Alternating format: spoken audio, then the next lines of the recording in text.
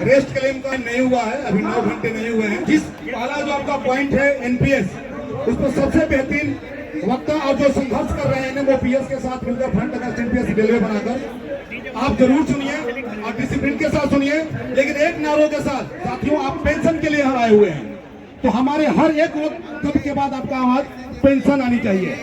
अरे पुरानी पेंशन बहाल करो, पुरानी पेंशन बहाल करो। अबे सवाल होती क्यों? क्योंकि मोदी लेता, योगी लेता, ऐसा भी लेता, स्मृति भी लेती, धर्मेंद्र लेता, अडवाणी लेते, हेमा भी लेती, तो हमें भी दे दो। अरे नहीं दिया तो अरे छीन के लेंगे, अरे लेके लेंगे। हक हमारा, बुढ़ापा का सहारा, सलमान की रक्षा, अरे बहन की राखी, अरे पौधा की काफी, अरे लड़के लेंगे, अरे छीन के लेंगे, अरे हक हमारा। धन्यवाद दोस्तों, बहुत बहुत धन्यवाद। मेरे ख्यालों से इस कदर वाकिफ है कलम मेरी, मेरे ख्यालों से इस कदर वाकिफ है कलम मेरी। मैं अगर इश्क भी लिखना चाहूँ तो एनपीएस रद्द करो लिखा जाता है। मैं अगर इश्क भी लिखना चाहूँ तो पुरानी पेंशन स्कीम बहाल करो लिखा जाता है। मैं अगर इश्क भी लिखना चाहूँ तो एनपीएस रद्द करो लिखा जाता है। आज ऑल इंडिया लोको रनिंग स्टाफ के इस एक दिवसीय विशाल धरने में शामिल मंच पर सुशोभित अध्यक्ष साथी कामरेड हमारे आगू अहमद प्रसाद साहब, सेक्रेटरी जनरल केसी जेम्स साहब, वर्किंग प्रेसिडेंट एल मनी साहब और हमारे पंजाब से चल कर रहे सबसे युवा साथी मंच पर विराजमान मेरी मुराद साथी परमजीत सिंह जी और तमाम बहादुर साथियों, मैं जानता हूं कि संघर्ष करने वाले लोग हमेशा सख्त परिस्थितियों से निकल कर आते हैं। जो लोग नर्म गदेलों पर सोते हैं वो कभी संघर्ष के मैदान में नहीं आते। अगर हिलाल साहब संघर्ष के मैदान में है तो मुझे इसका भली भांति ज्ञान है कि वो उनकी जैसे कार्य की परिस्थितियां हैं, जैसे उनके कार्य की ड्यूटी है, जैसे उनका उत्पीड़न हो रहा है, उनके पास संघर्ष के अलावा और कोई रास्ता नहीं है। और मैं सबसे पहले फ्रंट अगेंस्ट एनपीएस रेलवे की तरफ से, इंडियन रेलवे एम्प्लॉय फेडरेशन की तरफ से ये जो आपने 15 सूत्री मांग पत्र दिया है, मैं उसका समर्थन करता हूं। हम ये मांग करते हैं सरकार से कि इन मांगों को, उनके हक और की जायज मांगे हैं, इनको तुरंत पूरा किया जाए। हम जानते हैं साथियों, जब लोग त्योहारों के दिनों में अपने घरों में दिवाली मना रहे होते हैं, घरों में दिए जला रहे होते हैं और त्योहार मना रहे होते हैं, हमारा जो स्टाफ लोको रनिंग स्टाफ है ये ड्यूटी कर रहा होता है। ये अपने घर से सैकड़ों किलोमीटर दूर, अपने घर परिवार से दूर, वहीं अपने साथियों के साथ जैसे भी हो सकता है उन त्योहारों को मनाने की कोशिश करता है।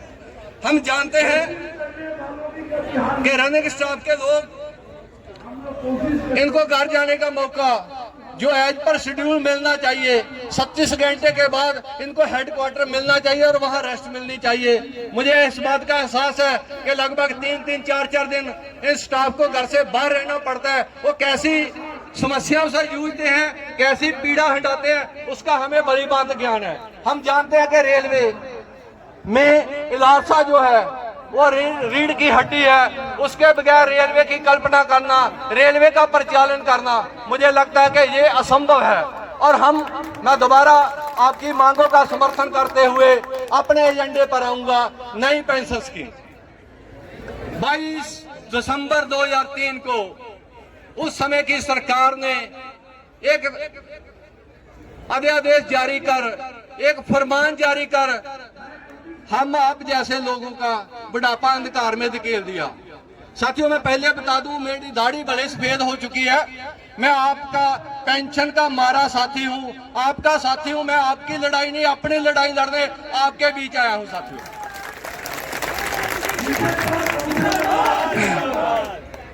22 दिसंबर 2003 को इस भारत की सरकार ने एक ऑर्डिनेंस के माध्यम से हमारा बुढ़ापा अंधकार में धकेल दिया। हम कोशिश कर रहे थे पिछले लगभग 10-12 साल से कि इस एनपीएस स्कीम को समझा जाए, इसके दुष्परिणामों को स्टडी किया जाए, और हम जहां तक समझे 2012-13 के बीच हम आप लोगों के बीच आए थे एक पैफलेट लेकर।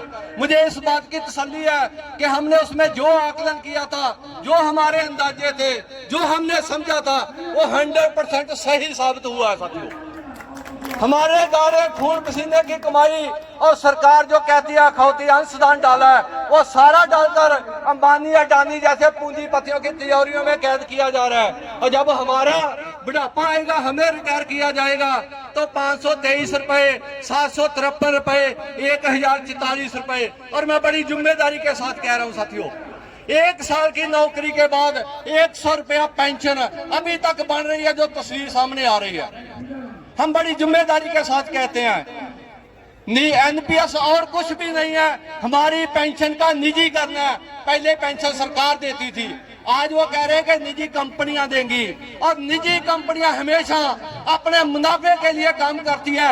ये दुनिया भर का इतिहास बताता है, इस पूंजीवाद का सिद्धांत हमें ये बात बताता है। हमने उसी स्टडी के आधार पर एनपीएस का विरोध किया था, और मुझे ये कहने में कोई अफसोस नहीं है कि रेलवे में ऐसे भी संगठन रहे हैं जो ना सिर्फ खामोश रहे हैं, एनपीएस के फायदे बताते रहे हैं, एनपीएस के ट्रस्टी बन के बैठे रहे हैं। यहाँ आज आपके संघर्ष की बदौलत 4 राज्यों में पेंशन बहाल हो चुकी है साथियों। दिल्ली में 2 बड़े प्रदर्शन हुए, तीसरा प्रदर्शन इसी जहां हम जंतर मंतर पर बैठे हैं 5 दिन का यहाँ प्रदर्शन हुआ था, और उसके बाद जो संशोधन हुए वो आप लोगों ने देखा है। सरकार ने अपनी कंट्रीब्यूशन है 10% से 14% की थी, और जो पैसा था वो टैक्स मुक्त किया था। पहले निकलवाने वाली कंडीशनें बहुत सख्त थी, जो हम 5 से पैसा निकलवा सकते हैं कुछ हिस्सा, वो सख्त है, वो सारी छूटें मिली थी उस संघर्ष की बदौलत। और 4 राज्यों में बहाल हो चुकी है, 5वां राज्य पंजाब है जहां ऐलान हो चुका है, और बहुत जल्द आपके सामने नोटिफिकेशन आ सकता है। और उसके आगे हरियाणा को ले लीजिए, कर्नाटक को ले लीजिए, तमिलनाडु को ले लीजिए, आंध्र प्रदेश को ले लीजिए, संघर्ष वहां अपने चरम पर है। कभी भी हमें वहां से अच्छी खबरें मिल सकती हैं साथियों। और सवाल बड़ा हम रेलवे के साथी बैठे हैं, सवाल सेंटर का है साथियों। मैं आपसे जानना चाहता हूं, क्या आप नई पेंशन स्कीम से संतुष्ट है? क्या हमें क्या चाहिए? हमें पुरानी पेंशन से कम कुछ भी मंजूर नहीं है, परंतु हम देख रहे हैं माध्यम से, मीडिया के माध्यम से हमें ये बताया जा रहा है, और सोच रही है सरकार, आत्म मंथन कर रही है। और हमारे पास एक नया जुमला आने वाला है साथियों। वो क्या होगा? वो कह रहे बीच का रास्ता ढूंढ रहे हैं। बीच का रास्ता क्या होगा? वो कहेंगे 20% पेंशन ले लो, 30 ले लो, आप ऐसा करोगे तो 40 मिल सकती है। क्या हमें उस पर सहमत होना चाहिए? जहां तक मेरी कैलकुलेशन है, अगर रनिंग के साथी आज भी रिटायर्स ले लेंगे पुरानी पेंशन वाले, तो उनको बेसिक पे का आज के दिए रेट के मुताबिक लगभग 108-9% बेसिक का जो मिनिमम वेतन अपना बेसिक पे है, उसका 108-9% पेंशन बनती है। और एनपीएस में हमारे पास क्या आने वाला है वो मैं आपको तस्वीर पहले बता चुका हूं। और अगर आपको पुरानी दिए, अगर आप उसके लिए तैयार हैं, तो मैं एक नारा लगाकर आपकी सहमति चाहूंगा। एनपीएस नहीं चलेगी, नहीं चलेगी, नहीं चलेगी। ओपीएस लेकर रहेंगे। साथियों, कैसे पिछले 5 मार्च को यहाँ दिल्ली में एनएमओपीएस की मीटिंग हुई है, उसमें 4 बड़े प्रोग्राम हमने तय किए हैं। और मैं रेलवे के साथियों को बेनती करूंगा, निवेदन करूंगा हाथ जोड़कर, अगर आप अपने बुढ़ापे के प्रति सुचेत है, आपको चिंता है, तो उन 4 प्रोग्रामों में अपने परिवारों समेत शमूलियत करिए। मैं कहता हूं कि सुनहरी सुबह आपके चरणों में होगी साथियों। 16 अप्रैल को जैसा तय किया गया है कि देश भर के जिला हेडक्वार्टरों पर हम पेंशन संवैधानिक मार्च करेंगे साथियों। क्या आप लोग तैयार हैं? जहां जहां हम लोग अपने स्तर पर रेलवे के साथी इसको करने के लिए तैयार हैं, वहां हम डिविजनल हेडक्वार्टर हो, जोनल हेडक्वार्टर हो, अपने रेलवे के अधिकारियों को अपनी पीड़ा बताएंगे, उनको मेमोरेंडम देंगे।